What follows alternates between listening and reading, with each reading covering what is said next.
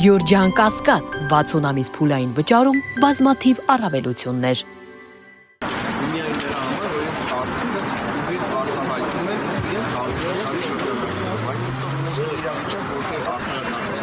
Նախարարություն գործունի, որտեղ արդարադատության մասնավորապես կրում է, որտեղ բռնազավթված է Նիկոլ Փաշինյանի կողմից արդարադատությունը եւ այսպիսով այս իշխանությունները բոլոր կարմիր գծերը հատելով ներկայումս ստեղծել են բռնապետություն, որտեղ որ կարող են հանգիստ սրբազանի ձերբակալել, կարող են հանգիստ յուրաքանչյուր ոդկասթի վարողի ձերբակալել եւ վերջի վերջո այսօր յուրաքանչյուր մարդ կարող է ազատ իր խոսքը արտահայտելու իրավունքից օգտվել ու արտահայտել իր ընդդիմադիր հայացքները, կարող է հանգիստ հայտնվել բանտում, անգամ եթե ինքը համայնքապետ է ընտրված ժողովրդի կողմից, անգամ նրա համար, որ ինքը դեմ է եղել Արցախի հանձնմանը, այսինքն յուրաքանչյուր մարդ, ով դեմ է Նիկոլ Փաշինյանի հայացքներին, ով դեմ է Թուրքիա եւ Ադրբեջանի հետ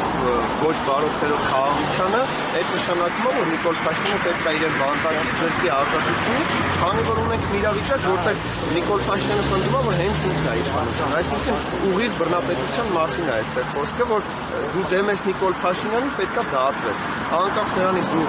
ընտրված համայնքապետ ես, սրբազան ես, ծառայում ես Սուրբ Առաքելական եկեղեցում, թե ընդհանրապես սովորական քաղաքացի ես։ Այդ չեմ ասում, որ կարող են հանգիստ յուրաքանչյուր համայնքապետի գնդակարը իրենց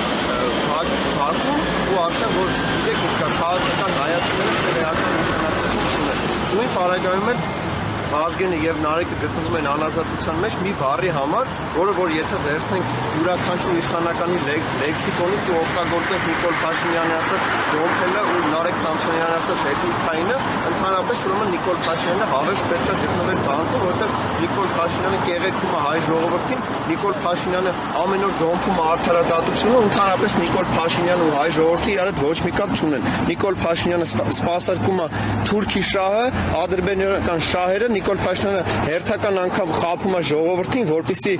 կորզի ձայներ, կեղծի ընտրությունները, որ եւս 5 տարի ինքը կոտորի, կործանի, հանձնի ու հարստանա։ Նիկոլ Փաշինյանը ուղղակի թալանի հոմանիշն է, Նիկոլ Փաշինյանը թուրքի հոմանիշն է, Նիկոլ Փաշինյանը պետք է հեռանա, որպեսզի լինի արդարադատություն, լինի ժողովրդավարություն ու վերջի վերջո Նիկոլ Փաշինյանը եթե չհեռանա, չի լինի Հայաստանի Հանրապետություն, ինչպես հիմա չկա Արցախի Հանրապետություն։ Դուք ինչ ակնկալիքներ ունեք ԵՄ դեսպանից։ Տեսեք, ԵՄ դեսպանատան լռությունը արդեն բավականին ժամանակ է, այսինքն չի եղել արձագանքներ, երբ որ ցուցարարների վրա կրակում էին, երբ որ Արմեն Աշոտյանը 2 տարի անցկացնում էր բանտում, երբ որ համայնքապետեր ընտրված գտնվում էին բանտում անազատության մեջ եւ այսպես շարունակ։ Այսինքն ԵՄ դեսպանատնից ակնկալիքները այսպես կոչված մեծ չեն զուտ այն սկզբունքով, որ իրենք իշխանությունների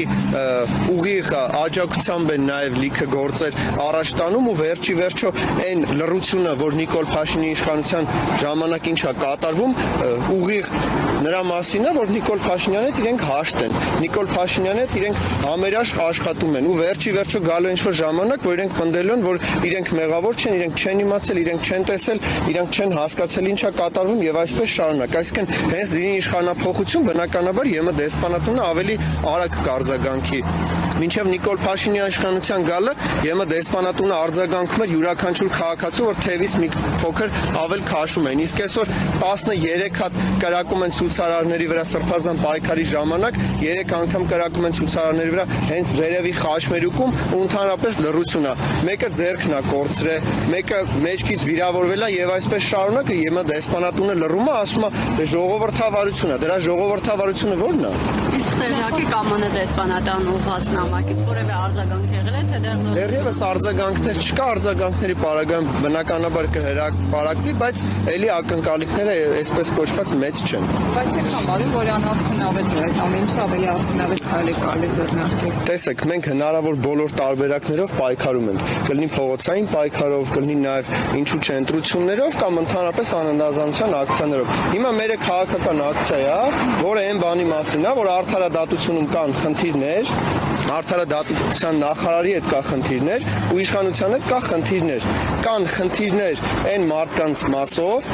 ովքեր որ բռնաճնշումների արդյունքում հայտնվում են բանտերում ու մենք չենք կարող լռել։ Իշխանության ներկայացուցիչները, այդ թվում արդարադատության նախարարը ասում է, որ Հայաստանում համապատասխաններ չկան։ Այդ դեպքում դուք ում համար եք պայքարում։ մենք պայքարում ենք քաղբանտարկյալների համար այն սկզբունքով, որ ըստ իշխանությունների քաղբանտարկյալներ գիտեք ինչ կան, որովհետև իրանք մեղադրում են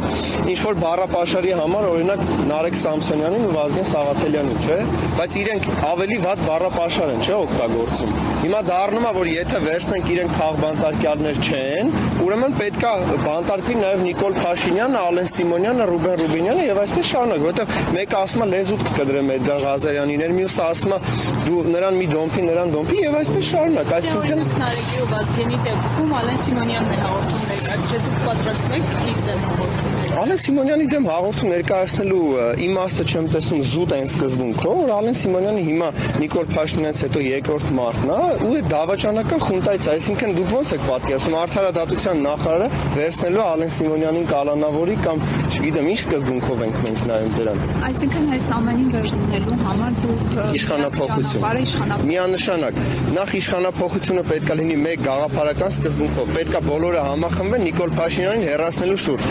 Ոչ թե հավաքվեն ով ինչքան զենա տանելու, ով ինչքան շատ է հավաքելու, ով է վարչապետի տեխնացուն, այլ պետք է վերջի վերջո ժողովուրդը համախմբվի այն ընդդիմության շուրջ, ովքեր որ ունեն մեկ գաղափարական տեսլական, որը Նիկոլ Փաշինյանի հեռացումն է։ Դրանից հետո կլինեն ժողովրդավար թափանցիկ ընտրություններ, այդ ընտրությունների շրջանակներում արդեն փողոցային պայքարի իմ կարծիքով եւ իմպիչմենտն է լավ տարբերակ եւ փողոցային տարբերակը, որովհետեւ փողոցով եկած Նիկոլ Փաշինյանը բոլոր տարբերակներին տիրապետում է, բայց եթե լինի համախմբում համաժողովրդական շարժում, ինչու՞ չեն նաև ճնշումներ, որպեսզի լինի իմպիչմենտ, հաշվի առնելով, որ քվորում 3 չեն կարողանում ապահովել, այսինքն բնականաբար խժդժոցներ կան նաև իշխանական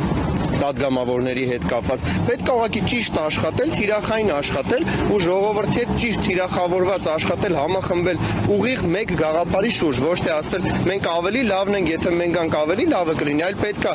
այն գաղափարը լինի, որ հեռացնենք Նիկոլ Փաշինյանին, հետո ավելի լավ կլինի, հետո կլինի խաղաղություն, հետո կլինի ավելի լավ ծրագրեր, հետո ժողովուրդը ավելի լավ կապրի ու վերջի վերջո չեն լինի բռնաճնշումներ ու տուգանքի մատերիալ չեն դառնա հայ ժողովուրդը ընդհանրապես։